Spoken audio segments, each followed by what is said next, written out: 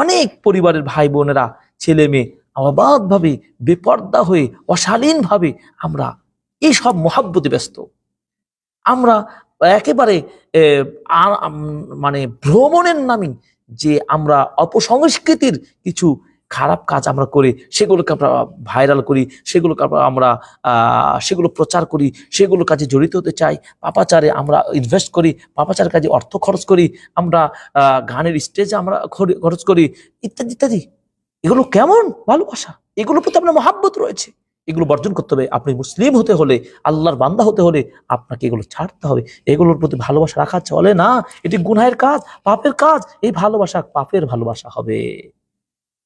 আল্লাহ সুবহানাহু ওয়া তাআলা বলছেন, দেখুন যারা এই ভালোবাসা পাপের কাজে, মুহাররামাত নিষিদ্ধ কাজে ভালোবাসা যারা রাখবে, এই ভালোবাসা যারা পোষণ করবে, তাদের সম্পর্কে আল্লাহ সুবহানাহু ওয়া তাআলা বলছেন সূরাতুন নূর 19 নম্বর আয়াতে আল্লাহ তাআলা বলছেন কি, ইন্নাল্লাযীনা ইউহিব্বুনা আন তাশিআল ফাহিশাতু ফিল্লাযীনা আমানু লাহুম আযাবুন আলীমুন ফিদ দুনিয়া ওয়াল আখিরাহ ওয়াল্লাহু ইয়ালামু ওয়া আনতুম লা তা'লামুন। আল্লাহু আকবার।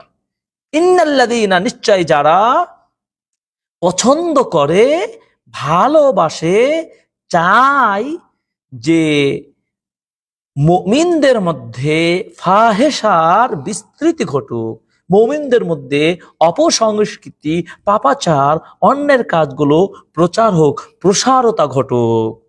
যারা এই কাজটা যারা পছন্দ করে, এই কাজগুলো যারা উদ্বুদ্ধ করে, এইগুলো সৃজনশীলতার নামে যারা বিভিন্ন কলা কৌশল অবলম্বন করে পাপাচারের জন্য আপনাকে, আমাকে, আমার পরিবারকে, আমার সমাজকে উদ্বুদ্ধ করে, এদের জন্য আল্লাহ তাআলা বলছেন লাহুম আযাবুন আলীমুন ফিদ দুনিয়া ওয়াল আখিরাহ।